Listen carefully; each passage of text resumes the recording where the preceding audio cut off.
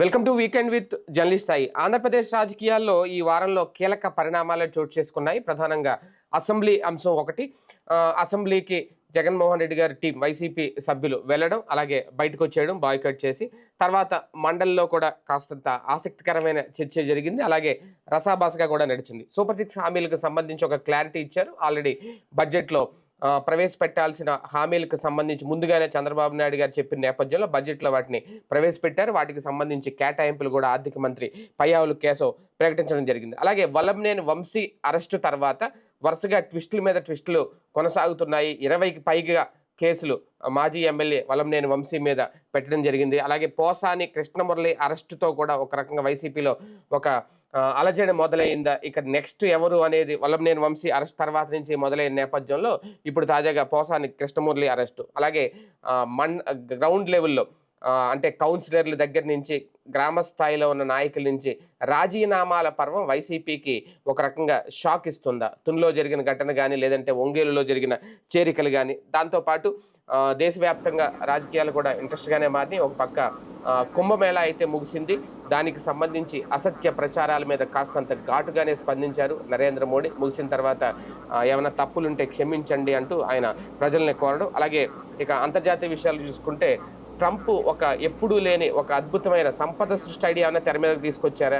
ఎవరైనా ఇండియాకి సంబంధించిన వాళ్ళు అక్కడ ఉండాలి అంటే ఎవరైనా పక్క దేశాల వాళ్ళు 43 కోట్ల రూపాయలతో గోల్డ్ కార్డు కొనుక్కోవాలి అని చెప్పుకురావడం. అదే బంపర్ ఆఫరా, లేదంటే ఆయన సంపద సృష్టి? ఓవరాల్గా వీటన్నిటి మీద చర్చించే ప్రయత్నం చేద్దాం వాళ్ళ వీకెండ్ విత్ జర్నలిస్ట్ స్థాయిలో. సార్, ముందుగా అసెంబ్లీ వ్యవహారంలో జగన్మోహన్ రెడ్డి గారు అనుసరించిన వ్యూహం ఇప్పటికీ రైట్ అని చెప్పేవాళ్ళు లేకపోలేదు. ప్రతిపక్ష హోదా గురించి పట్టుపట్టి కూర్చుంటే ఇక భవిష్యత్తులో ఆయన ఇంకా అసెంబ్లీలో అడుగు పెట్టరు అని క్లారిటీ ఇచ్చేసినట్టేనా? ఫస్ట్ ఆయన వ్యూహాన్ని ఎలా చూడాలి? రాజకీయాన్ని రాజకీయంలాగా చెయ్యాలి, అదేదో ఒక కార్పొరేట్ కంపెనీ సీఈఓ లాగా చేయకూడదు. ఇది ఆయన చంద్రబాబు గారి దగ్గర చూసి నేర్చుకోవాలి. జగన్ కంటే ముందే వ్యాపారస్తుడు చంద్రబాబు నాయుడు. ఆయన హెరిటేజ్ వాళ్ళు కొత్తగా పెట్టలేదుగా, ఆయన ఏనాడో పెట్టుకున్నారుగా. ఆ తర్వాత కాలంలో అప్పటికి చంద్రబాబు నాయుడు హెరిటేజ్ వ్యాపారం నడిపే రోజుల్లో రాజశేఖర రెడ్డి కుటుంబానికి ఏ వ్యాపారం లేదు, ఆ మైన్ తప్ప. అట్లాంటిది ఆ తర్వాత తిను ఈ అదేది పవర్ ప్లాంట్లు పెట్టడం, ఇంకోటి పెట్టడం సక్సెస్ అయ్యాడు జగన్మోహన్ రెడ్డి బిజినెస్ మ్యాన్గా. కానీ ఈయనలోని బిజినెస్ మ్యాన్ కమ్ పొలిటీషియన్గా మిగిలిపోయాడు, కానీ పొలిటీషియన్ కమ్ బిజినెస్ మ్యాన్గా లేడు ఆయన. అదే చంద్రబాబు నాయుడు పాలిటిక్స్ను పాలిటిక్స్ లాగానే చేస్తాడు. రాజకీయాన్ని తింటారు, తాగుతారు, ఏమైనా చేస్తారు రాజకీయంతోనే. ఆయన 23 స్థానాలే వచ్చిన రోజున దారుణమైన పతనం కదా. ఆ రోజున సభని పారిపోలేదే.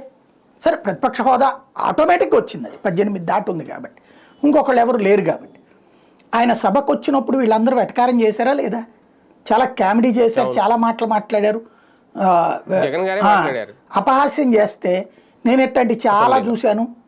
ఎన్నోసార్లు దెబ్బలు తిన్నాం, కింద పడుతుంటాం, పైకి లేస్తుంటాం, మళ్ళీ వస్తుంటామంటే ఇక జీవితంలో రాలేవు నువ్వు అని వీళ్ళు వెటకారం కూడా చేశారు. ఏమైంది? బేసిక్గా ఉన్నాడు ఆయన 3 ఏళ్ల పాటు ఉన్నాడు, 2.5 ఏళ్ల పాటు. 2.5 ఏళ్ళు, చివరి 2.5 ఏళ్లే తను సభ నుంచి పక్కకి వెళ్ళిపోయింది. బట్ 2.5 ఏళ్ళు ఆయన సభలో ఉన్నాడు కదా, మాట్లాడాడు కదా, వివిధ అంశాల మీద మాట్లాడాడు కదా. జగన్ మాట్లాడడం, దానికి ఆయన ఆన్సర్ చేయటం, మళ్ళీ జగన్ మాట్లాడడం, ఏం జరిగినాయి కదా. మరి ఇక్కడ ఈ వీళ్ళకి ఏమైంది సమస్య? అట్లాగా మేము ఇచ్చాం అవకాశం అంటే అది మీరేమి ఉదారంగా ఇవ్వలా, దానం చేయలే, రూల్ కాబట్టి ఇచ్చావు నువ్వు ప్రతిపక్ష హోదా. 23 అదే 18 కన్నా తక్కువ అది ఏమన్నా నువ్వే చెప్పావు కదా, ఓ నలుగురు నేను కాదనుకోండి ప్రతిపక్ష హోదా పోయేది అనేది. అది అట్లాగే ఇక్కడ జగన్కి ఇంకోటి ఇక్కడ 2 హోదాలు ఉన్నాయి. ఒకటి ప్రతిపక్ష హోదా, రెండవది శాసనసభాపక్ష నేత హోదా. అదెందుకు వద్దు అనుకుంటున్నాడు ఈయన? ఇప్పుడు ఫర్ ఎగ్జాంపుల్ జనసేన సభాపక్ష నాయకుడు పవన్ కళ్యాణ్, తెలంగాణలో భారతీయ జనతా పార్టీ సంబంధించిన ఫ్లోర్ లీడర్ ఒకళ్ళు ఉంటారు, వాళ్ళకి టైం ఇస్తారు. మామూలు ఎమ్మెల్యేకి ఇచ్చేది 2 నిమిషాలు అయితే ఫ్లోర్ లీడర్కి 10 నిమిషాలు ఇస్తారు. ఈయనేమి జగనేమి గంటల కొద్ది ఉపన్యాసం చెప్పలేడు కదా, కావాల్సింది ఓ 1/2 గంట 20 నిమిషాలు ఇస్తారు. ఇప్పుడు కూడా తన పార్టీ పక్ష నాయకుడుగా వైఎస్ఆర్ కాంగ్రెస్ పార్టీ సభాపక్ష నాయకుడు అతనే కదా 11 మందికి. దాన్ని బాయ్కాట్ చేయడం ఏంటి? ఇప్పుడు ఏదన్నా ఇప్పుడు చంద్రబాబు గారు ఓ తెలివైన పని ఏం చేశాడు, కొన్నాళ్ళు పోయిన తర్వాత నా భార్యని ఎట్లా అన్నారు, అవమానించారు కాబట్టి నేను మానేస్తానని అన్నాడు, బాయ్కాట్ చేస్తానని చెప్పాడు. అదే నువ్వు చెయ్యి ఏదన్నా, నిన్ను ఎట్లాగా వెటకారం చేస్తారు. ఓ ఏడాది అనుభవించి ఆ తర్వాత బాయ్కాట్ చేస్తే సింపతి వస్తుంది. స్టార్టింగ్ నుంచి వెళ్ళకపోతే అహంకారం కింద కనిపిస్తుంది, అభిజాత్యం కింద కనిపిస్తుంది.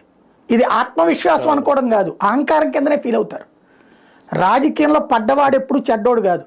ఒకప్పుడు అధికార పక్షం కాంగ్రెస్ పార్టీ, ప్రతిపక్షం తెలుగుదేశం. అధికార పక్షం జగన్ మీద వేసిన కేసులో ప్రతిపక్షం ఇన్వాల్వ్ అయ్యి జగన్ అరెస్ట్ చేయించింది. అంటే ఎంత దరిద్రం అది.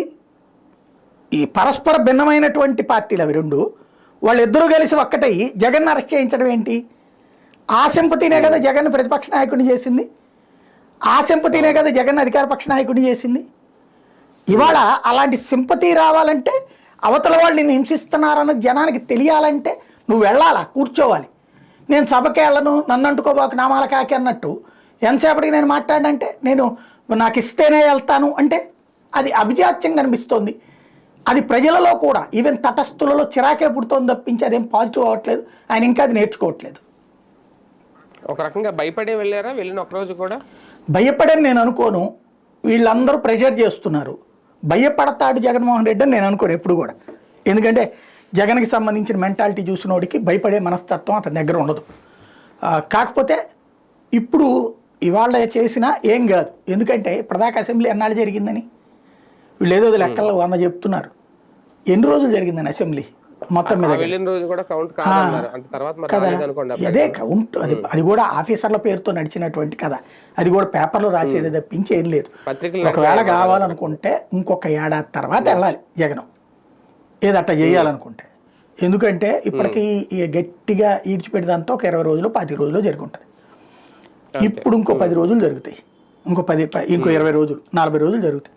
మళ్ళీ ఆ తర్వాత జరిగిన అప్పుడు 4 రోజులు, అప్పుడు 4 రోజులే కదా.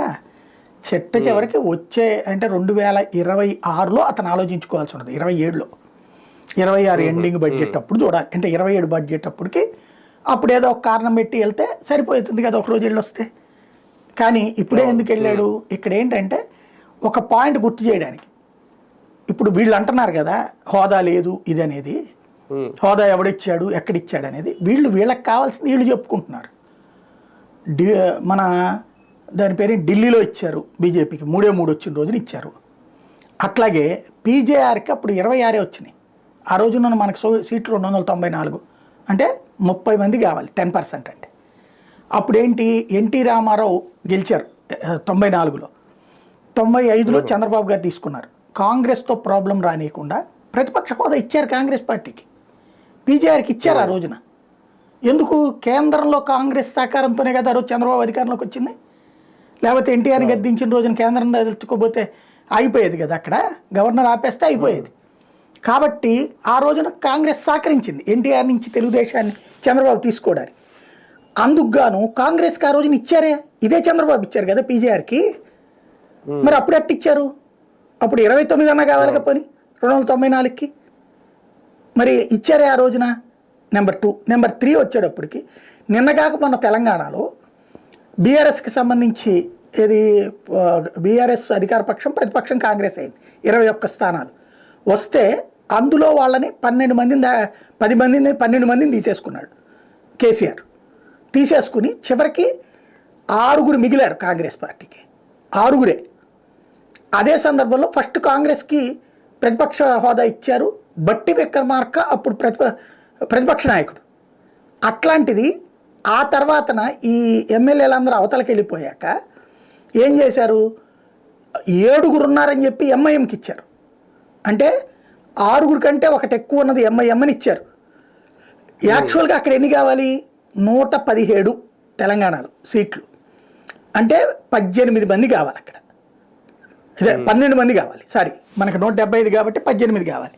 వాళ్ళకి 117 కాబట్టి 12 కావాలి. వాళ్ళకి 12 మంది లేరని ఆపేయలేదు ప్రతిపక్ష హోదా.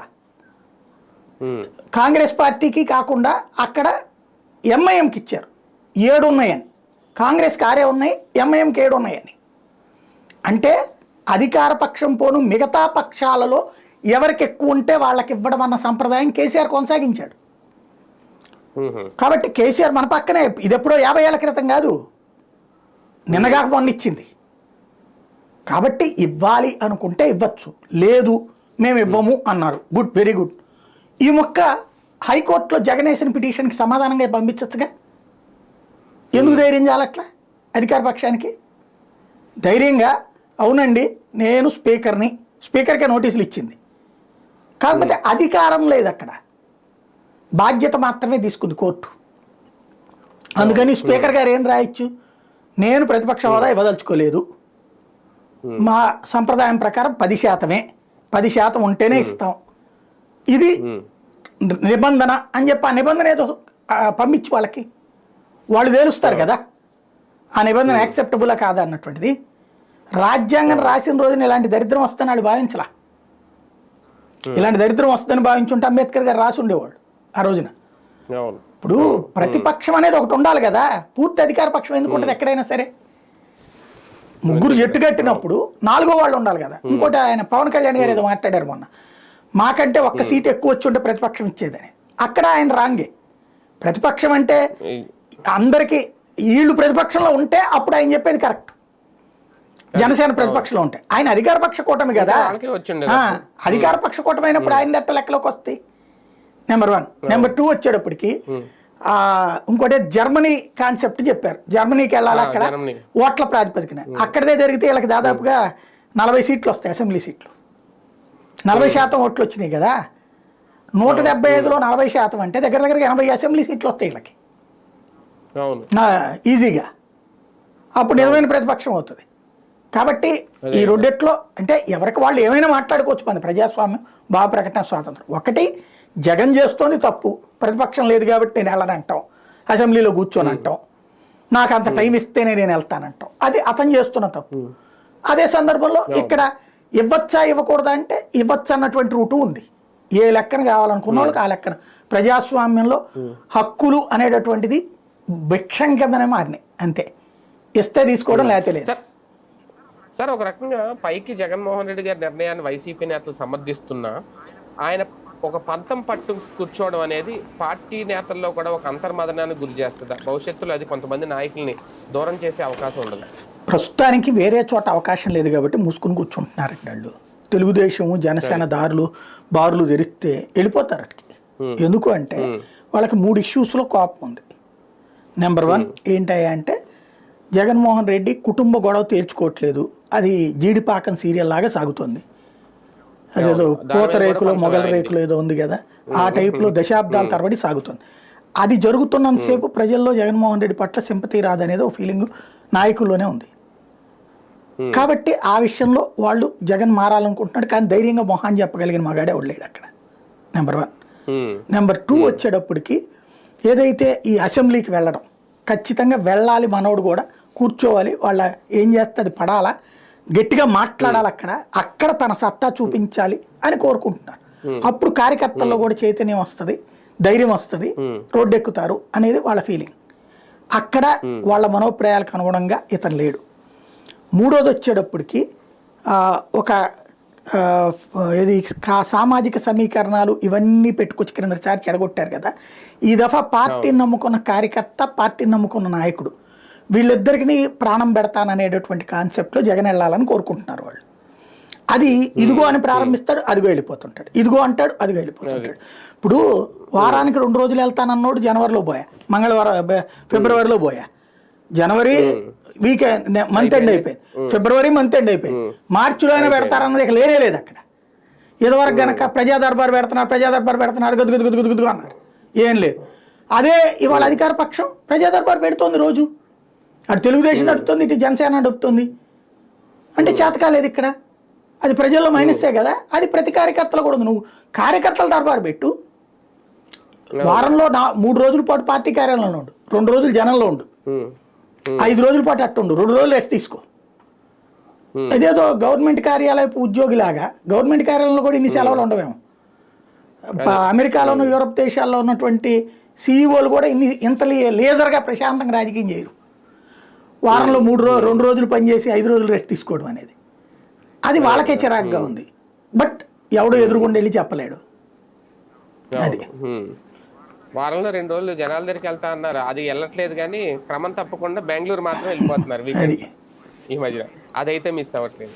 ఒక రకంగా సూపర్ సిక్స్ హామీల విషయంలో బాబు గారు ఫుల్ క్లారిటీ ఇచ్చేశారా? ఆల్రెడీ ఈరోజు ఆ తల్లికి వందనం సంబంధించి అయితే కేటాయింపులు కూడా జరిపేశారు. 9,407 కోట్ల రూపాయలు. అంటే ఆయన చెప్పింది మొన్న రెండింటి గురించే చెప్పారు సార్ బాబు గారు క్లియర్గా. అన్నదాత సుఖీభావ ఒకటి, తల్లికి వందనం ఒకటి. దీన్ని ఆల్రెడీ ప్రకటించేశారు. అంటే ఈ ఏడాదికి ఈ రెండింటితోనే సరిపెట్టేసినట్ట. అలాగే పయ్యావుల కేశవ్ గారు మాట్లాడింది ఒకసారి విందాం సార్. ఇందులో ఏమన్నా అంటే క్లారిటీ మిస్ అయిందేమో అనేది నాది ఒక డౌట్. ఒకసారి సమాజానికి విద్య ఎంత అవసరమో చైనీయుల సామెత ద్వారా వ్యక్తీకరించబడింది. మీరు సంవత్సరానికి ప్రణాళిక వేస్తే వరి నాటండి, దశాబ్దానికి ప్రణాళిక వేస్తే చెట్లు నాటండి, జీవిత కాలానికి ప్రణాళిక వేస్తే ప్రజలకు విద్య నేర్పండి. పిల్లలకు విద్య అందించడం తల్లిదండ్రులకు భారం కాకూడదని మా ప్రభుత్వం బలంగా విశ్వసిస్తోంది. ఏ కారణం చేతను ఏ బిడ్డ విద్యకు దూరం కాకూడదని విశ్వసిస్తున్నాం. ప్రతి తల్లి తన పిల్లలను పాఠశాలకు పంపేలా ప్రోత్సహించే లక్ష్యంతో మరో సూపర్ సిక్స్ హామీని అమలు పరిచే దిశగా తల్లికి వందనం పథకాన్ని ప్రారంభిస్తున్నాం. 25-26 విద్యా సంవత్సరం నుంచి ఈ పథకం కింద 15,000 రూపాయల ఆర్థిక సహాయాన్ని అందించుతున్నాం. చదువుకునే ప్రతి విద్యార్థి తల్లికి ఈ పథకాన్ని అందించడానికి కేటాయింపులు జరుపుతున్నాం. ఈ పథకం ప్రభుత్వ మరియు ప్రైవేటు పాఠశాలలో 1 నుండి 12వ తరగతి వరకు చదువుతున్న పిల్లలకు వర్తిస్తుంది. రైట్, క్లారిటీగా ఇది చెప్పేసినట్టేనే సార్. ఇంట్లో ఎంతమంది ఉంటే అంతమంది కానీ ప్రతి విద్యార్థి తల్లికి ఈ పథకం అన్నారు. అంటే ఎంతమంది ఉంటే అంతమంది అనేది దీని ఇక్కడ మెన్షన్ చేయలేదు. మన బాబు గారు చెప్పారు కాబట్టి ఓకే అనుకున్నట్టేనా, మళ్ళీ ఏమైనా మార్పులు ఉండే అవకాశం? అసలు కంప్లీట్ గందరగోళం ఉంది. ఇది మాట చాలా అద్భుతంగా ఉంది. ప్రతి పిల్లవాడు చదువుకోవాలన్నటువంటి కసితో ఈ పని చేస్తున్నది ప్రభుత్వం. కానీ ఇచ్చే డబ్బుల దగ్గర చూస్తే జగన్ టైంలో స్టూడెంట్స్ పరంగా ఏదైతే 43,96,402 మంది ఏమో ఓవరాల్గా ఉన్నటువంటి జగన్ స్కీమ్లో టోటల్గా వచ్చేటప్పటికి 43,96,402 ఒకటి ఒక లెక్కన 15,000 రూపాయలు అయితే అప్పట్లో లెక్కేసింది. ఇద్దరు లెక్క అయితే 87,41,885 మంది. కానీ అతను 15,000 ఇచ్చాడు, 15,000 ఇచ్చాడు. ఇప్పుడు ఇందులో 9,000. మరి అందరికి ఎట్లా వస్తుంది? అసలు ఈవెన్ ఒకళ్ళకు కూడా రాదు కదా లెక్క అయితే. ఇప్పుడు లెక్క ఎంతమంది ఉన్నారు? 87 లక్షలు. అంటే మనకి ఇంకేం అక్కర్లా, 87,41,885 మంది విద్యార్థులు ఉన్నారు. 87,41,885. ఇందులో ఒక 17 లక్షల మంది తీసేద్దాం మధ్య తరగతి, ఎగువ మధ్య తరగతి. అంటే 70 లక్షలు. 70 లక్షలు ఇంటూ 15,000 చూడండి. 70 లక్షలు ఇంటూ 15,000 లెక్క వేయండి. అంత డబ్బులు కావాలి ఇక్కడ. 70 లక్షలు ఇంటూ 15,000 అంటేనే ఇక్కడ అదిరిపోతుంది కదా. రావాలి కదా ఆ స్థాయిలో డబ్బులు. మరి ఇది అందరికీ అన్నటువంటిది మాటలో గంభీర్యం ఉంది, కేటాయింపుల్లో సమస్య ఉంది. మరి దీంట్లో ఇంకేమైనా లెక్క చెప్తారా? ప్రభుత్వ పాఠశాల వాళ్ళకి ఉంటుందనినో, లేకపోతే ప్రైవేట్ పాఠశాల వాళ్ళకి మాత్రమే ఉంటుందనినో, ఫీజు కట్టే వాళ్ళకే ఉంటుందనినో. అసలు వాస్తవంగా అయితే ఈ బిలో పావర్టీ లైన్ లెక్కన ఉన్నది 87 లక్షలు. బిలో పావర్టీ లైన్ లెక్క నేను చెప్తోంది. ఇప్పుడు వీళ్ళు ఈ కార్డులు అవి మారుస్తాం అంటున్నారు కాబట్టి నేను 17 తీసేసా. 70 లక్షల మందికే మీరు చెప్పిన లెక్కలో అయితే అంత కావాలి కదా మరి. కానీ అంటే మీరు చెప్పిన 77 లక్షలు సార్ ఇంటికి ఒకళ్ళు చెప్పును కదా లెక్క. అది ఇది ఇంటికి ఒక్కరు చెప్పున 77 లక్షలు. లాస్ట్ టైం జగన్మోహన్ రెడ్డి ఇచ్చిన 87 లక్షలు కాదు. అంటే వాళ్ళు కూడా ఆ సంఖ్య అంత చెప్పారు, కానీ అంతమందికి కలిపి అందులో సింగలే ఇచ్చారు. అదే ఒక్కరికే అంటే 45 లక్షల కుటుంబాలకి ఇచ్చారండి వాళ్ళు. సరిగ్గా చెప్పాలంటే వాళ్ళ లెక్క ఎట్లా ఉందంటే ఆ రోజుల్లో ఇచ్చినటువంటి లెక్క ఇది. దాంట్లో నా దగ్గర ఉన్నది లెక్క ఇది 2019-20లో ఫస్ట్ బిగిన్ అయినప్పటిదే ఓ మొక్క ఉంది నా దగ్గర. 44,50,000 మంది అప్పుడు. వాళ్ళకున్న పిల్లలు 84 లక్షల మంది. కానీ 44,50,000 మందికి ఇచ్చారు. అంటే తల్లులకి లెక్క 19,618 కోట్ల రూపాయలు అయింది. ఏది 44 లక్షల మందికి 19,618 కోట్లు అయింది. ఇప్పుడు ఆ లెక్కనైతే మరి ఈ కౌంట్లో ఎట్లా వస్తుంది? అప్పుడు కూడా పిల్లల సంఖ్య 84 లక్షలే. ఆ, 84 లక్షల పిల్లలకి 19,618 అని వీళ్ళు రేపు చెప్తారు మళ్ళీ. ఇప్పుడు ఏది మీరు చెప్పిన అంటే ఇప్పుడు 9,000 పెరుగుతుందా కోట్లు. అని నేను చెప్పాను. అదే అదేంటి పిల్లల వాళ్ళు సంఖ్య ఇద్దరు పెరుగుతుంది. పిల్లలకు కాను ఒకరికే ఇచ్చారు కదా అప్పుడు. ఒకరికే ఇచ్చారు. ఆ, ఇప్పుడు వీళ్ళు ఎంతమంది ఉంటే అంతమందికి అన్నారు కదా. అప్పుడు ఈ లెక్కను చూసుకున్నప్పుడు అప్పట్లో డబల్ అవుతుంది.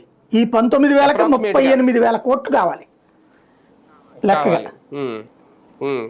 ఏమన్నా అంటే ఇది సింగిల్ గా ఇస్తేనే ఈ డబ్బులు సరిపోవు అందులో సార్. ఇంకోటి ఏంటి 9,400 ఇంటర్మీడియట్ కోట్లు. కూడా అన్నారు. ఇది 10th వరకే లెక్క అమ్మఒడి.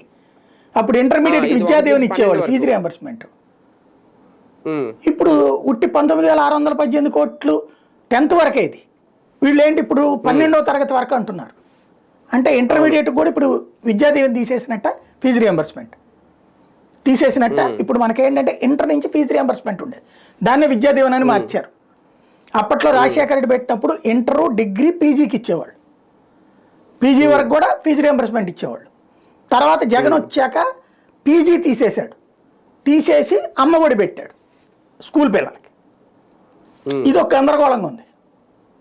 ఫీజు రియంబర్స్మెంట్ అనేటటువంటిది ఇప్పుడు అంటే నాకు తెలిసి ఇంటర్ వరకు అమ్మఒడి వచ్చినట్టుంది సార్. మరి ఇది కరెక్ట్ చేసుకోవాలి. మరి ఏది వచ్చినట్టుంది అనుకుంటున్నాను. ఇంటర్ వాళ్ళకి కూడా అమ్మఒడి ఇచ్చినట్టున్నారు. విద్యా దీవెన కదా, ఫీజు రియంబర్స్మెంట్ కదా అది. విద్యా దీవెన, విద్యా వసతి దీవెన అనేది ఫీజు రియంబర్స్మెంట్ బీటెక్ ఇంజనీరింగ్ వాళ్ళకి ఇచ్చారు. అట్లట్లాగా నేను అనేది అంతకు ముందు అయితే నాకు బాగా గుర్తు. ఇంటర్మీడియట్ వాళ్ళకి విద్యా దీవెన అంటే ఫీజు రియంబర్స్మెంట్ అనేది ఇంటర్ నుంచి ఉండేది. అమ్మఒడి వచ్చాక ఒకవేళ ఏమన్నా అట్ట మార్చేశారేమో దాన్ని కూడా. కానీ అట్టయితే అసలు చదివేవాళ్ళు కాదు కదా ఫీజు రియంబర్స్మెంట్. లేకపోతే ఇంటర్మీడియట్లో ఫీజు రియంబర్స్మెంట్ ముఖ్యం కదా, 30,000 రూపాయలు. ఎందుకంటే ఇక్కడ స్కూళ్ళల్లో అయితే 15,000 ఓకే, కొంతవరకు జెన్యూన్. మామూలుగా అయితే కనుక పెద్ద స్కూళ్ళల్లో అయితే 40,000 50,000 ఉన్నాయి. ఈ 15,000 మినిమం అన్న వచ్చేది. ఏరియాలో ఉన్నటువంటి ప్రైవేట్ స్కూల్లో వేసుకునేవాళ్ళు. ఇంటర్మీడియట్కి మినిమం 30,000 కదా, మాక్సిమం 1,00,000 రూపాయలు దాకా ఉంది కదా. నాకున్న అవగాహన మేరకు అయితే అది ఫీజు రియంబర్స్మెంట్ సపరేట్, అమ్మఒడి కాదు. ఇప్పుడు వీళ్ళు అమ్మఒడి 12th దాకా అంటున్నారు. అమ్మఒడి 12th దాకా అంటే కనుక ఇంకా స్టూడెంట్స్ సంఖ్య పెరుగుతారు కదా. అసలు అలా అయితే అసలు సరిపోవు. ఇది కొంతమందికి కూడా మరి అసలు ఏంటో అది ఏమన్నా తర్వాత క్లారిటీ ఇస్తారేమో చూద్దాం. అయినా పైగా మెయిన్ ఇప్పుడు వీళ్ళది ఇది కదా, ఇంట్లో ఎంతమంది ఉంటే అంతమంది ఈ 90,000 కోట్లు. అలాగే మళ్ళీ ఇందులో ఏమన్నా దశల వారీగానే అందులో మామూలుగా బడ్జెట్ లో లెక్కల్లోనే సాధారణంగా ఇదిగో ఇంతమంది విద్యార్థులు ఉన్నారు, ఇంతమందికి ఎంత ఇస్తున్నామని అప్పట్లో చెప్పేవాళ్ళు వివరణలు. ఇప్పుడు అట్లాంటిది చూడాలి. అదే కదా, అవును. దశల వారీగా ఏమన్నా ఇచ్చుకుంటామని చెప్తారు. మరి ఏంటో ఆ క్లారిటీ అయితే ఇవ్వాలి. అన్నదాత సుఖీభావ విషయంలో ఏమన్నా మళ్ళీ క్లారిటీ వచ్చినట్టు. అదే అది ఇంకా దాంట్లో కూడా ఇప్పుడు ఇవాళ కూడా 14,600 అంటున్నారు. మరి కేంద్రం ఏమన్నా 10,000 రూపాయలు ఇవ్వనందా, అదేమన్నా తర్వాత ఇస్తుంది అని చూడాలి. మరి అది క్లారిటీ లేదు. అదే అన్నారు, అవును. మరి నెక్స్ట్ ఇన్స్టాల్మెంట్ నుంచి అన్నప్పుడు ఇంకా అప్పుడు 10,000 కదా, వీళ్ళు ఇంకా మరి 6,000. అది అందులో తప్పు చెప్పినట్టు కదా, అబద్ధం చెప్పినట్టు కదా, వాళ్ళ డబ్బులు వీళ్ళు రాసుకున్నట్టు అవుతుంది కదా. అంటే అది బీజేపీ వాళ్ళు చెప్పాలి. దాంట్లోనే పార్ట్గా ఉన్నారు కదా. బీజేపీ వాళ్ళు నోరు మీద పట్టలేదు వాళ్ళకి. మరి వాళ్ళ కేంద్రం కంటే కూడా ఇక్కడ ఉన్నటువంటి వాళ్ళది కరెక్ట్ అనుకుంటున్నారా, చంద్రబాబు గారి తరపున బెటర్ అనుకుంటున్నారా, లేకపోతే బీజేపీకి ఆ మొక్క చెప్పేశారా మనం 6,000 ఇస్తున్నామయ్యా ఊరికినే మోడీ గారు అనవసరంగా ట్వీట్ చేశారని ఏమైనా చెప్పారా? పురంధేశ్వరి గారు నోరు మీద పట్ల, BJP floor leader Vishnukumar Raju గారు నోరు మీద పట్ల, వాళ్ళ పార్టీకి సంబంధించిన ఎవరు నోరు మీద పట్ల. పదే వీళ్ళు 6,000 అంటున్నారు. 10,000 ఇస్తున్నారా లేదా? ఇవ్వట్లేదంటే చెప్పేయండి, మోడీ చేసిందే తప్పు అయినట్టు కదా. మోడీ ట్వీట్ చేశారు స్వయంగా 10,000 రూపాయలు వచ్చే ఆర్థిక సంవత్సరం నుంచి అని. మరి వీళ్ళు 6,000 అని ఏకంగా బడ్జెట్లో రాస్తున్నారు. మరి అది భారతీయ జనతా పార్టీ వాళ్ళు చెప్పాలి అక్కడ దానికి. అంతే కదా, ఏప్రిల్ 1 నుంచి ఆర్థిక సంవత్సరం. ఈవెన్ డబ్బులు వాళ్ళు ఇచ్చేది కూడా జూన్లో అనుకుంటా మొట్టమొదటిసారి. ఇది నాట్లు వేసే టైంలో వేస్తారు డబ్బులు.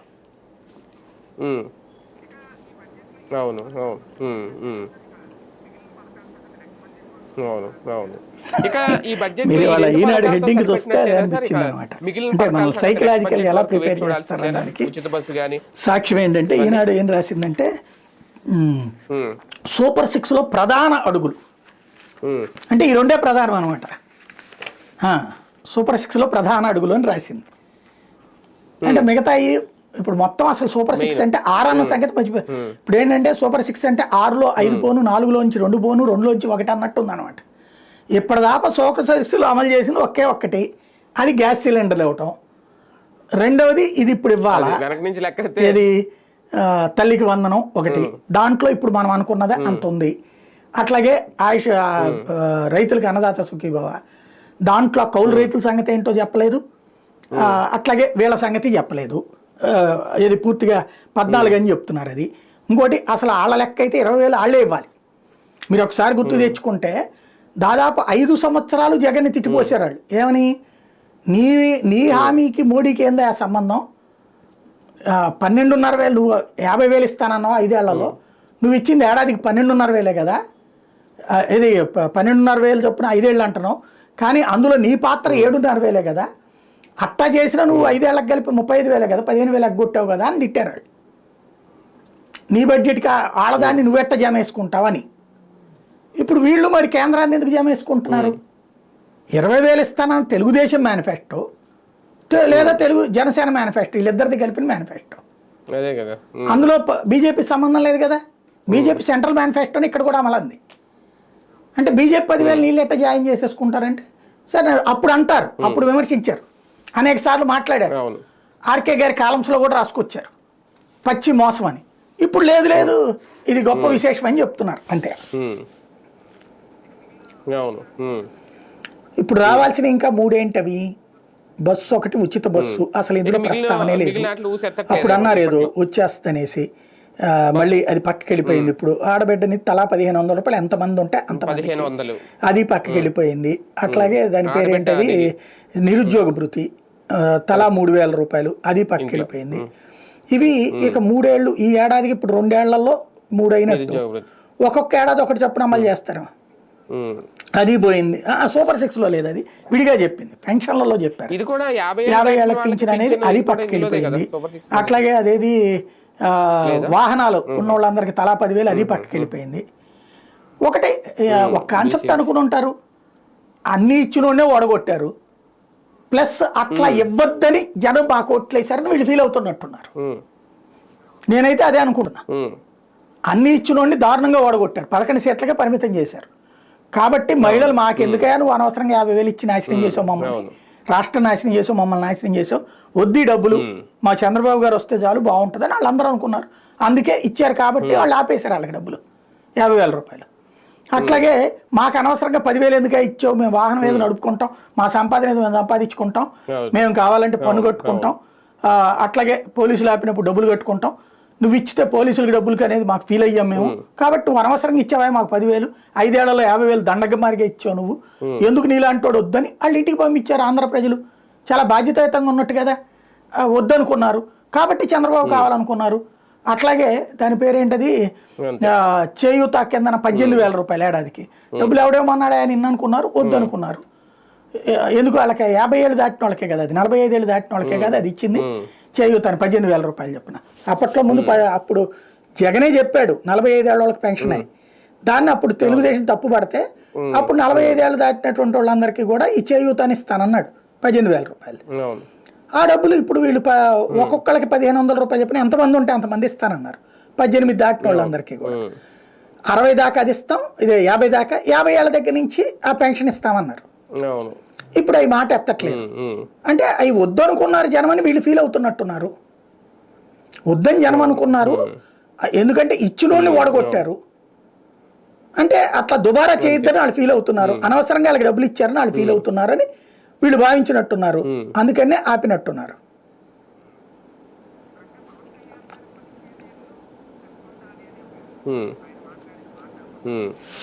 ఒక రకంగా పవన్ కళ్యాణ్ గారు 15 ఏళ్ళు కలిసి ఉండాలి అనే వ్యూహం ఆయన మాట్లాడిన మాట మొన్న అసెంబ్లీలో. రెండోది, మా మధ్య ఇబ్బందులున్నా సమస్యలున్నా కలిసే ఉంటాం, కింద మీద అయినా పడతాం కానీ అనేది ఆయన డైరెక్ట్ గా బయట పెట్టారా పవన్ కళ్యాణ్ గారు?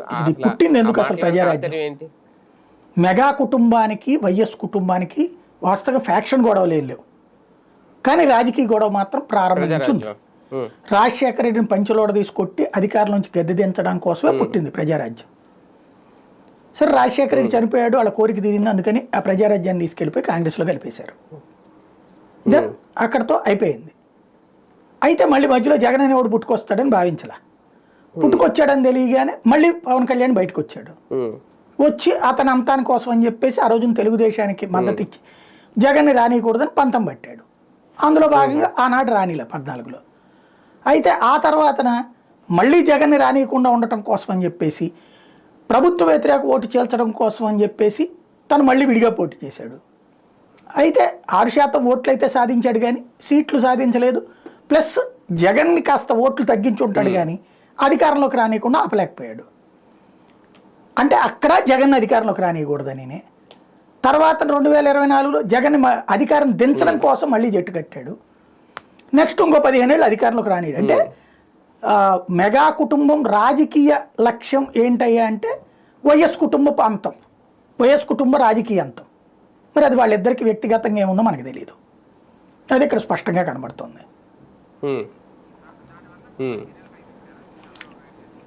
అంతే కదా. పవన్ కళ్యాణ్ లక్ష్యం ఓ 15 ఏళ్ల పాటు జగన్ అధికారంలో రాకుండా ఇక ఆ తర్వాతన ఇంకెవరు మర్చిపోతారు కదా, అప్పుడు తనని గుర్తుపెట్టుకుంటారు కదా. అప్పటికి అవసరమైతే తెలుగుదేశంతో విభేదించి తను సొంతగా తను సీఎం అంటారు. అప్పుడు అదే దీర్ఘకాలిక వ్యూహం అయి ఉంటుంది. నా దీర్ఘకాలిక వ్యూహం గుర్తుపెట్టుకోండి, నాకు మద్దతుగా నిలబడండి అని చెప్పి ఎన్నికల ముందు అడిగారు కదా, అదే అయి ఉంటుంది అన్నది ఇప్పుడు అర్థమవుతుంది.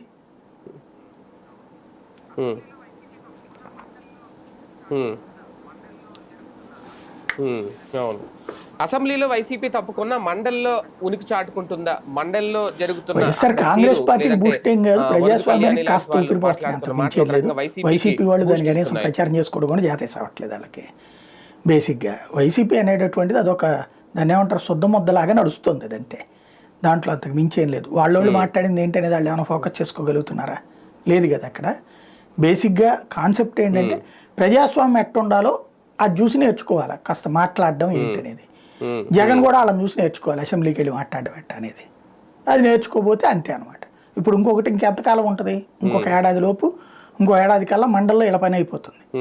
అప్పుడు 2 చోట్ల కూడా 100కి 91% వాళ్ళే ఉంటారు, 94%. ఇక అసలు వైసీపీ ఉండదు మండల్లో, క్లీన్ స్వీప్ 0 అయిపోతుంది వైసీపీ. అప్పుడు ఏంటి ఇంకా వైసీపీ పరిస్థితి?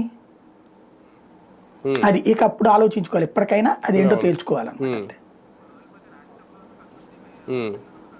అన్నిట్లో ఇక అంతే.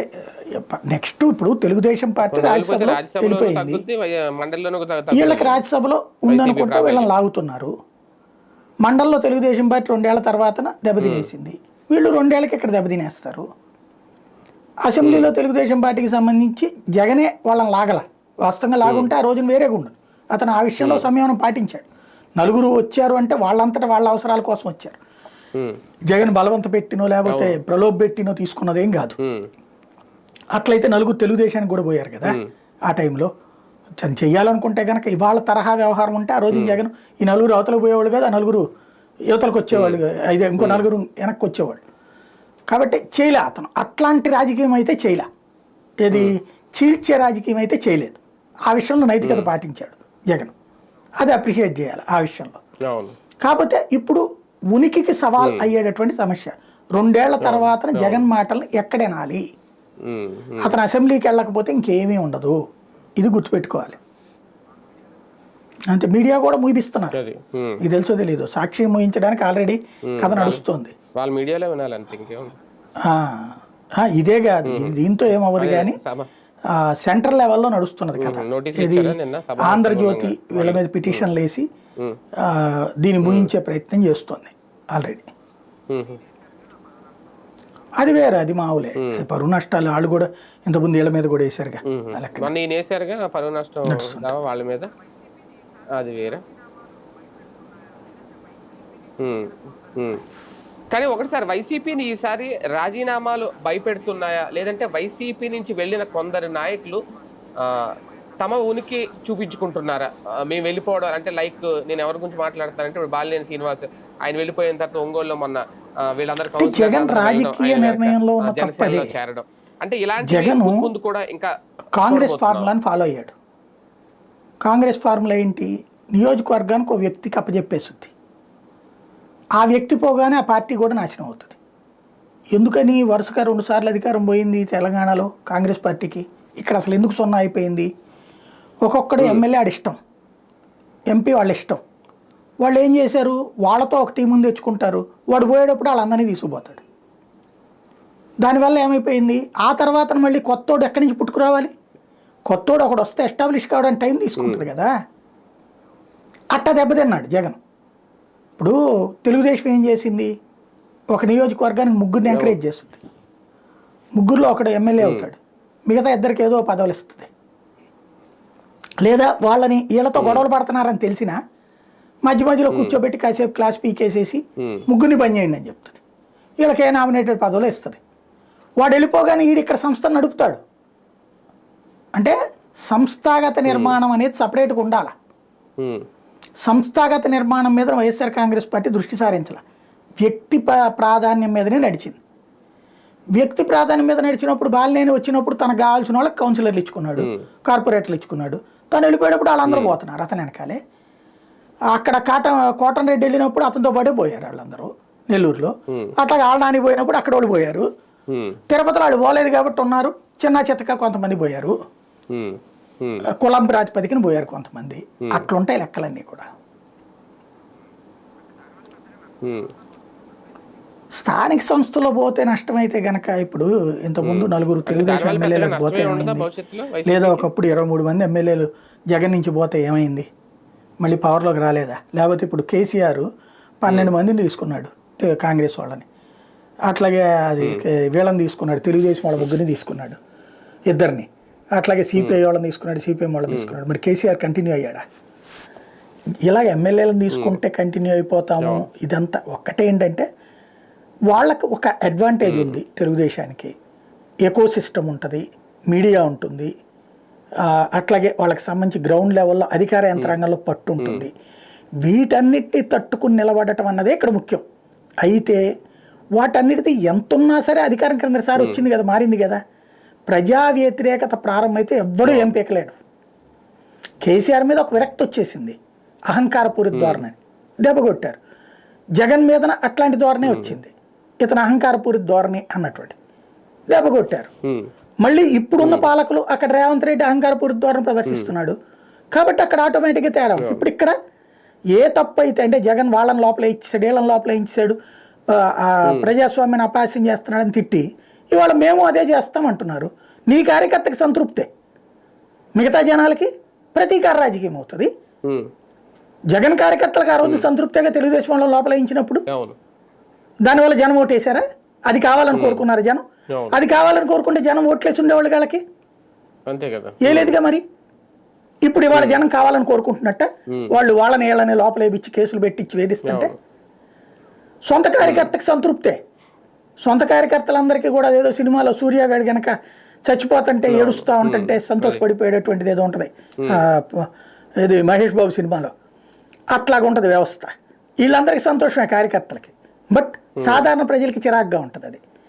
కాబట్టి అవన్నీ ఒకటే ఏంటంటే, ఎవరిని సంతృప్తి పరచాలి అనేది కాదు, కార్యకర్తల సంతృప్తి కాదు, ప్రజా సంతృప్తి అన్నట్టు. జగన్ పథకాలు ఇవ్వక, ఇది లేక, ఇయే జనం కోరుకున్నారు అనుకుంటే ఓకే, నెక్స్ట్ ప్రాబ్లం లేదు. లేదు ఏంటిది అనుకుంటే ప్రజల్లో తిరుగుబాటు వస్తుంది. అప్పుడు ఎలక్షన్స్ అప్పుడు క్రిందసారి కనుక కరెక్ట్గా ఎలక్షన్ ముందు జరిగింది ఏంటది, మండల ఎలక్షన్లు అప్పుడు బయటపడింది. అట్లాంటి రాబోయే రోజుల్లో ఉంటాయి సహజంగా.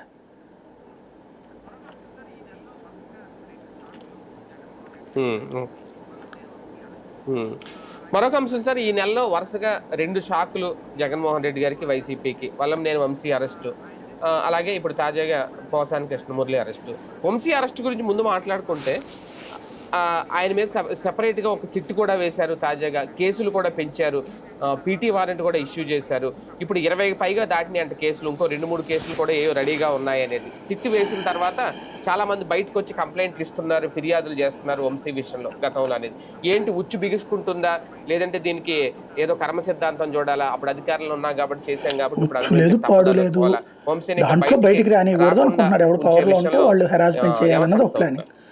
ఎన్ని కావాలంటే ముందు చంద్రబాబు మీద ఎన్ని కేసులు పెట్టింది టీడీపీ, ఇదే వైసీపీ. లోకేష్ మీద ఎన్ని కేసులు పెట్టింది, పవన్ కళ్యాణ్ మీద కేసులు పెట్టలేదా?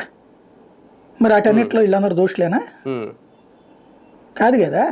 ఇప్పుడు అంతే, అక్కడెక్కడో చెరువు తవ్వారట, చెరువులో 12 మంది ఆక్రమించుకున్నారట. వాళ్ళతో మాట్లాడి వాళ్ళని బెదరేసి వాళ్ళని ఖాళీ చేయించి చెరువు తవ్వాడట. చెరువును ఆక్రమించుకున్నాడు వచ్చి ఇతను చెరువుని తవ్వాడని కేసు పెట్టాడట. అదేమంటే మట్టి తవ్వుకున్నాడని కేసు పెట్టాడట. అది కేసు కడతారట. ఎలాంటి కేసు అది? ఆక్రమించుకున్నాడు తప్పు. అదేమంటే 40 ఏళ్ళ నుంచి సేద్యం చేసుకున్నాడట. అటైతే కనుక 40 ఏళ్ళ నుంచి దేశంలో ఉన్న చాలా భూములు తీసుకుంటున్నారు కదా, మరి అన్నీ చేసుకోవచ్చు కదా. ఇప్పుడు మొన్న ఏది 22A నిషేధం తీసేస్తున్నారు కదా, దాంట్లో మరి మళ్ళీ నిషేధం ఎందుకు పెట్టారు వీళ్ళు? లేకపోతే అమరావతిలో చాలా ఏళ్ళ నుంచి ఉన్నటువంటి భూములు ఎందుకని ఇబ్బంది పెట్టారు వాళ్ళందరినీ? 40 ఏళ్ళ నుంచి ఉన్నటువంటి వాళ్ళవి తీసేసుకుని వీళ్ళు భూమిలో కలుపుకున్నారు కదా, మరి అది తప్పన్నారు కదా, దాని మీద కేసు పెడితే. అది కదా ఇక్కడ విచిత్రం. ఎలా కావాలంటే అలా నడుస్తాయి అంతే. నిజాయితీగా మాట్లాడడానికి హక్కేం లేదు అక్కడ. మాక్సిమం ఒక 2 నెలలు 3 నెలలకు మించి ఉంచలేరు ఏ కేసులైనా సరే. ఏ మర్డర్ కేసులు కాదు వీటిట్లో. అసలు ఈ కేసులు కోర్టులు ప్రస్తుతం ఏంటంటే ఇంకా ప్రభుత్వపు రూట్లో నుంచి ఆలోచిస్తున్నాయి కాబట్టి నడుస్తుంది తొలినాళ్లలో అన్నటువంటి ఉద్దేశంతో. క్రమంగా కోర్టులో ఆలోచన మారుతుంది. ఏంది ఇది పదే పదే కేసులు అనుకున్నప్పుడు అది మారిందంటే ఇప్పుడు చింతమనేని అట్లా కాదు 2 ఏళ్ళు 3 ఏళ్ళు ఆపారు. ఆ తర్వాత తిరిగి అడుగుతాడు. ఇప్పుడు తిరగట్ల మళ్ళీ ఎమ్మెల్యే అవలా. జేసీ ప్రభాకర్ రెడ్డిని జైల్లో పెట్టారు, మళ్ళీ బయటకు వచ్చి ఎమ్మెల్యే కాల. ఇవన్నీ నడుస్తుంటాయి. ఇప్పుడు అంత మాత్రం వాళ్ళిద్దరు అని కాదని చెప్పి జనం తిరస్కరించారా? లేదు కదా. ఇప్పుడు జనాల్ని కేసులు అరెస్టు జైలుకి వెళ్ళారు కదా అనేసి వాళ్ళ పట్లన ఇది లేదు ప్రజల్లో. కాబట్టి ఇంకా ఓ రకంగా అట్లా వేధింపబడ్డాడు అన్నప్పుడు సింపతి పెరుగుద్దేమో అతనికి.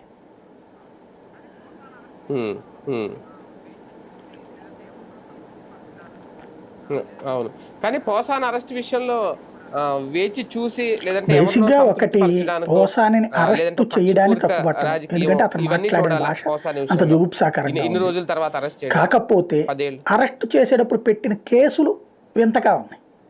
ఏంటది? నంది అవార్డులప్పుడు మాట్లాడాడు. నంది అవార్డులప్పుడు ప్రభుత్వం ఎవరున్నారు అధికారంలో? తెలుగుదేశమేగా ఉంది. మరి ఆ రోజున కేసు పెట్టాలి కదా నీకు. ఇంకోటి అశాంతి అభద్రత సృష్టిస్తాడా? ఆ రోజున ఏమైనా అశాంతి వచ్చింది, ఏ అభద్రత వచ్చింది? సమాజం విచ్ఛిన్నం అయిందా? మరి ఆ రోజున ఏమైంది? విచ్ఛిన్నం సమాజం. అప్పుడు అధికారంలో ఉంది తెలుగుదేశమే. అప్పుడు ఎందుకు పెట్టల కేసు? ఇది వాటిదిగా అదే 15 ఏళ్ళు అనుకుంటా అయింది.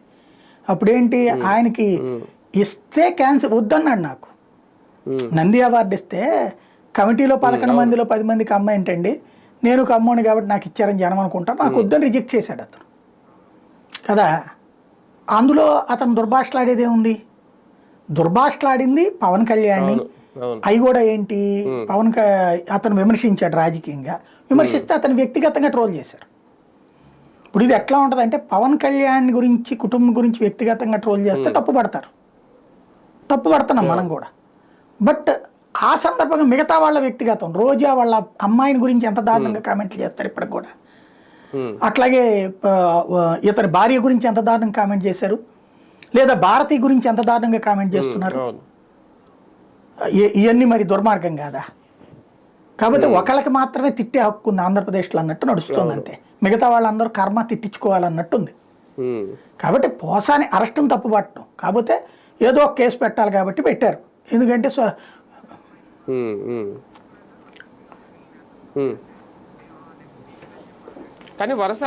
ఏం లేదు, వైఎస్ఆర్ కాంగ్రెస్ పార్టీ వాళ్ళు ఎప్పుడూ భయపడిపోయారు. చాలా మంది బడా 151 మంది ఎమ్మెల్యేలు ఏడున్నారు? నిద్రపోతున్నారా? మంత్రులు ఏమైపోయారు? నిద్రపోతున్నారా? అదే కాదు నేనే పాయింట్ ఏంటంటే జగన్ సిగ్గుపడాల్సింది ఏంటంటే ఎలాంటి ఎదవలకు తన పదవులు ఇచ్చాడు. ఎమ్మెల్యే సీట్లు ఎంతమందికి ఇచ్చాడు? నామినేటెడ్ పదవులు ఎంతమందికి ఇచ్చాడు? ఎన్ని కులాల వాళ్ళకి ఇచ్చాడు? ఎంపీ సీట్లు ఎంతమందికి ఇచ్చాడు? ఎంతమంది అనుభవించారుగా ఆ స్థాయిని. ఇవాళ ఎవరికాడు భయపడి పారిపోయేవాడికి అట్టంటే ఎదవలకి ఇచ్చింది రాజకీయమేనా అధికారం? ఎందుకేం అనవసరం అట్టంటి వాళ్ళని నమ్ముకోవడం ఎందుకు? రాజకీయ సన్యాసం తీసుకుని ఆయనకి ఏదో వ్యాపారాలు శుభ్రంగా చేసుకుని బతికేయడం బెటర్ కదా. ప్రజాస్వామ్యం అంటే పోరాడేవాడికి వాళ్ళు శుభ్రంగా ఏ కమ్యూనిస్ట్ వాడిని తీసుకుని ఇచ్చినా నిలబడి కొట్లాడతాడే. ఇప్పుడు నిన్న లక్ష్మణరావును వీళ్ళు ఎట్ట గొడవ చేయగలిగారు ఎలక్షన్స్ అప్పుడు? ఆ దమ్ము ఉండేదే. అంత అసమర్థులకు ఇచ్చుకున్నాడు అనేది ఆయన సిగ్గుపడాలి. పోరాడే యోధులకు కాకుండా అసమర్థులకు ఇచ్చుకున్నాడని. ఇప్పుడు వాళ్ళు నోటికి వచ్చినట్టు మాట్లాడినటువంటి అధికార ప్రతినిధులు ఇప్పుడు ఒక్కడ కనబడట్లా. అదే సందర్భంలో ఎవరెవరో కనబడుతున్నారు ఇప్పుడు. ఆ రోజున పక్కనకి నెట్టివేయబడ్డటువంటి వాళ్ళు, కనీసం పదవులు దక్కనటువంటి వాళ్ళు ఇవాళ పోరాడుతున్నారు. కాబట్టి ఇక్కడ సమస్యల్లో ఏంటంటే భయపడటం, ఆల్రెడీ భయపడిపోయారు, లేదా మాకెందుకులే అనుకుంటున్నారు రాజకీయం. అంటే జగన్ మళ్ళీ వస్తే అప్పుడు మళ్ళీ అదేదో కప్పలు తక్కేలాగా నీళ్లు రాగానే అందరూ వచ్చేస్తారు. పోరాడే దమ్మున్నటువంటి వాడు పార్టీలో లేకపోవడం అనేది సిగ్గుపడాల్సిన విషయం పార్టీ. అంతే అంతే కదా.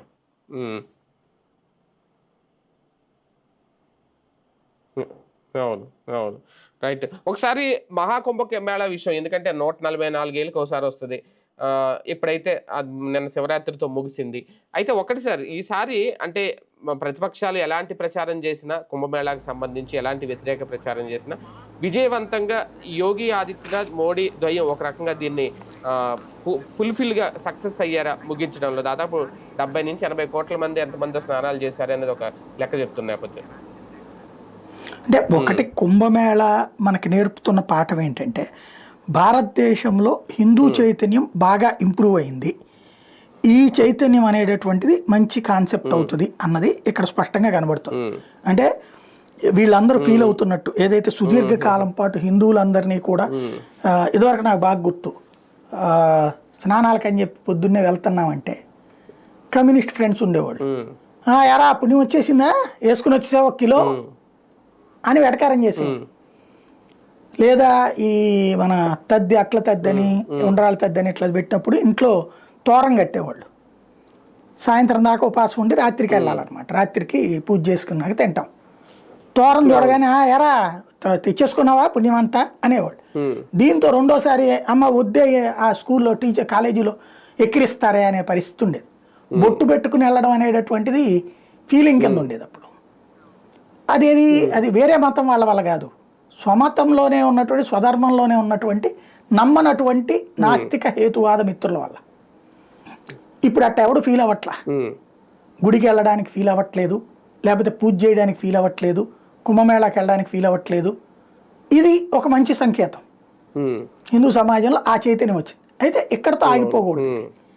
మన ఏరియాలో గుడి కొట్టడానికి వచ్చినోడు, మన ఏరియాలో ఉన్నటువంటి పూజా కార్యక్రమాలు వద్దనేటటువంటి వాడికి నిలదీసేటటువంటి స్థైర్యం రావాలి. మత మార్పిడి చేసేటప్పుడు ప్రశ్నించే తత్వం రావాలి. మతం మార్చుకో అని చెప్పేసి నేను అడిగినప్పుడు ప్రశ్నించే తత్వం రావాలి. అట్లా వచ్చిన నాడు బాగుపడుతుంది. ఇంకా ఇది ఒక రకంగా ఒక ఆలంబన, మిగతా వాళ్ళకి ఒక భయం. అంటే చర్చని ఘటనలు జరిగిన విజయవంతంగానే పూర్తి చేశారు ఫైనల్ గా. అంటే ఖచ్చితంగా ఇద్దరు కలిసి దీన్ని అలాగే చూడాలి. రైట్. ఫైనల్ గా సార్, ఒకసారి ట్రంప్ తీసుకున్న నిర్ణయం ఏంటి? కొత్త సంపద సృష్టి దిశగా ఆయన కూడా మారారా ఆలోచన? 43 కోట్లకు పైగా ఇస్తే కనుక గోల్డ్ కార్డ్ ఇచ్చేస్తారట, అక్కడికి వెళ్ళి ఉండొచ్చు ఎవరైనా. ఇది మామూలుగా ఎవడెళ్తాడు అనేది లెక్క చూసుకోవాలి. మన దగ్గర బాగా బలిసిపోయి ఈ దేశంలో ఎందుకు లేనిపోని గొడవలు ఆడికి వెళ్ళి ప్రశాంతంగా ఉండాలనుకునేవాడు వెళ్ళాలి అక్కడ. ఇప్పుడు 43 కోట్లతో నువ్వు ఎంట్రన్స్ వరకే, ఆడికి వెళ్ళాక ఏదో ఒక వ్యాపారం పెట్టుకోవాలి కదా నువ్వు బతకడానికి, లేకపోతే ఇల్లు కొనుక్కోవాలి కదా అక్కడ. అంటే అప్పుడు ఎంత దాకా వస్తుంది? ఇంకో 40 కోట్లు 50 కోట్లు. ఎంతమంది 100 కోట్లు పెట్టుబడి పెట్టగలిగినోడు ఉంటాడు అమెరికాలో ఉండటానికి? మన దేశంలో అంత బిలియనీర్లు ఎవడున్నాడు? ఓన్లీ. కాకపోతే ఏంటంటే ఈ ఒక ఆస్పెక్ట్, ఇది ఇదివరకు కూడా ఉండేది, అదేదో $7 బిలియన్ 7 ఇట్లాగే దగ్గరగా ఉండేదన్నమాట. ఇప్పుడు 5 కదా వీళ్ళు చెప్పింది ఈయన. అప్పుడు 7 ఎంత ఉండేది, ప్లస్ 10 మందికి ఉద్యోగాలు ఇవ్వాలని ఉండేది ఆ రోజు. ఇక్కడ ఉద్యోగాలు ఏం పెట్టలేదు, నువ్వు వచ్చేసి బతికే అంటున్నాడు ఓ రకంగా. ఈ ఎక్కడంటే రష్యా వాళ్ళు ఎక్కువ వస్తారు, చైనా వాళ్ళు ఎక్కువ వస్తారు. ఇండియాలో బాగా ఇది ఎక్కువైపోయి, సంపాదన ఎక్కువైపోయి, ఇక్కడ రాజకీయ కక్ష సాధింపులకు బలవుతుంటారు చూడండి. వాళ్ళు ఇప్పుడు ఆల్టర్నేటివ్లు ఎత్తుక్కుంటున్నారు కదా తెలంగాణ, ఆంధ్రాలో. ఇట్లాగే దేశంలోని వివిధ రాష్ట్రాలు ఎత్తుక్కుంటున్నారు కదా, వాళ్ళు వెళ్ళిపోతారు. అంటే ఇక్కడ రాజకీయాలు వద్దనుకునేవాడు అక్కడికి వెళ్ళిపోతారు. అవి నడుస్తాయి రాబోయే రోజు. అంటే ఇంకా రిచెస్ట్ కంట్రీ లాగా మారిపోద్దా ఈ నిర్ణయంతో? ఎందుకంటే ఇప్పుడు ఇప్పుడు వాళ్ళు చెప్పినట్టు హార్వర్డ్ యూనివర్సిటీ కానీ ఇలా కొన్ని వార్డెన్ స్కూల్ ఆఫ్ బిజినెస్ ఇక్కడ ఫైనాన్స్ దగ్గర ఇక్కడ ఎంతో డబ్బున్న వాళ్ళు బిలీనియర్స్ మాత్రమే చదువుకోగలండి. మామూలు వాళ్ళు అయితే అక్కడికి వెళ్ళి అందులో చదువుకోలేరు. వాళ్ళు వెళ్ళిన వాళ్ళకి ఆల్రెడీ ఇప్పుడు కోతలు పెట్టేశారు. అక్కడ పని చేసుకుని హోటల్లో అది వాళ్ళకి పని చేసుకునే వాళ్ళని పంపించేస్తారు. అంటే ఇంకా ఒక రిచెస్ట్ కంట్రీగా మారాలంటే అటువంటి వాళ్ళని మాత్రమే రప్పించుకునే ప్రయత్నం. నిన్న కూడా ఆయన ఏదో అన్నారట, భారతీయుల్ని వదులుకోవద్దు, చాలా మేధావులు ఉంటారు, అటువంటి వాళ్ళందరినీ ఈ గోల్డ్ కార్డ్ ఇచ్చి ఆహ్వానించండి అని చెప్పారట ట్రంప్. అందులో తెలివైన పని చెప్పాడు అతను. ఏంటంటే అలాంటి యూనివర్సిటీల్లో చదివే భారత్, చైనా ఇట్లాంటి వాళ్ళు వదలద్దు అన్నాడు. అవును, అలాంటి యూనివర్సిటీల్లో ట్రంప్ ప్రధాన ఉద్దేశం విదేశీయులను వద్దని కాదు. పాత రోజుల్లో అమెరికాకి పోయేవాడు ఇక్కడ ఏదో సబ్జెక్టులు ఎక్స్పర్టైజేషన్ ఉండేవాడు పోయేవాడు. సైంటిస్టులు, డాక్టర్లు, తర్వాత అదేది టెక్నికల్ ఎక్స్పర్ట్లు వీళ్ళు పోతుండేవాడు. అంటే సాఫ్ట్వేర్లో టెక్నికల్ ఎక్స్పర్ట్స్ వీళ్ళు పోయేవాడు. వాళ్ళ దగ్గర ఆ మనుషులు లేకే కదా తీసుకుంది. ఎప్పటికి కూడా వాళ్ళకి ఏం అబ్జెక్షన్ లేదు. వాళ్ళకి ఎవరిని వాళ్ళు వద్దనేది. ఇప్పుడు మన దేశంలో 2 కోట్లు ఉంది ఆస్తి. అక్కడ ఎంఎస్ కోర్స్ చదివితే 40 లక్షలే ఎంత అవుతుంది. పోతే పోయింది 40 లక్షలు మనోడిని ఆడికి పంపిద్దాం. వీడి స్థాయి నాలెడ్జ్ ఎంత అంటే ఇక్కడ బాగానే 45 లక్షలు అంటే హ్యాపీగా బతకచ్చు. కానీ అక్కడికి పోయి వీడు ఏం చేస్తాడు, గిన్నెలు గడిగి లేకపోతే కనుక వీటిట్లో పనిచేస్తాడు. అమెరికాలో నష్టపోతున్నది ఏంటంటే అక్కడ ఈ చదువుకున్న వాళ్ళు ఎందుకు పిలుస్తారు, వాళ్ళకి అక్కడ చిన్నతనంలోనే చదువులు ఉండవు. అంటే తల్లి తండ్రి నీ పిల్లలు నా పిల్లలు కలిసి మన పిల్లలతో ఆడుకుంటున్నారనే కల్చర్. దానివల్ల ఎడ్యుకేషన్ సిస్టంలో వాళ్ళు పెద్ద చదువులు చదవరు, డిగ్రీలు ఇవి చదివేది తక్కువ. ఏ 10th ఇంటర్ రేంజ్లోనే వాళ్ళు చదువులు మానేసుకుని ఈ పనులకు వెళ్ళిపోతారు. వాళ్ళకి మనోళ్ళ వల్ల పనులు దొరకట్లేదు. ఇప్పుడు మనోళ్ళని తగ్గిస్తున్నాడు కదా ఇది. ఈ స్టడీస్ దాన్ని ఆపడము, లేకపోతే కనుక నువ్వు వచ్చిన దాన్ని పని చూసుకుని పోవడం, వీటి వలన ఈ పనులు వాళ్ళకి వస్తాయి. అదే సందర్భంలో ఈ ఎక్స్ట్రా అంటే హైలీ టాలెంటెడ్ పర్సన్స్ వదులుకోరు, వాళ్ళు కావాలి. అదే ట్రంప్ చెప్తున్నటువంటి సూత్రం. వాళ్ళని ఎక్కడా వదలడం. ఈ ఓ రకంగా చెప్పాలంటే కోసం కాకుండా F1 వీసా తీసుకుంటాడు, స్టూడెంట్గా వెళ్తున్నాడు. అక్కడికి వెళ్ళి ఏం చేస్తున్నాడు, స్టూడెంట్కి వెళ్ళి ఎందుకు అక్కడ ఇక్కడ చదువులు లేకనా, అక్కడ యూనివర్సిటీల కంటే ఇక్కడ చదువులు బాగానే ఉంటాయి సరిగ్గా చెప్పాలంటే. కానీ అక్కడికి ఎందుకు పోతున్నాడు, అట్లా పోతే ఇక్కడ అబ్బాయికి సంబంధం వస్తుంది. అమెరికాలో ఉన్న అబ్బాయితో పెళ్ళి, ఈ అమ్మాయికి F2 వీసా, F1కి డిపెండెంట్ F2. ఈ అమ్మాయి దగ్గర నుంచి కొంచెం కట్టం ఎక్కువ వస్తుంది. తీరా చూస్తే ఆడికి వెళ్ళి ఆడు చేసేది ఏందా అంటే అది గడగా ఇది తొడవా, ఇది ఏదో బడ్డీ కొట్లో పని చేయడమా, దీంట్లో దాంట్లో అది నడుస్తుంది. ఇప్పుడు అట్లాంటి తలనొప్పులు కంట్రోల్ అవుతాయి. అది తప్పించి ట్రంప్ ఏమీ చెడగొట్టట్లేదు, వ్యవస్థని సెటరేట్ చేస్తున్నాడు. అంతే.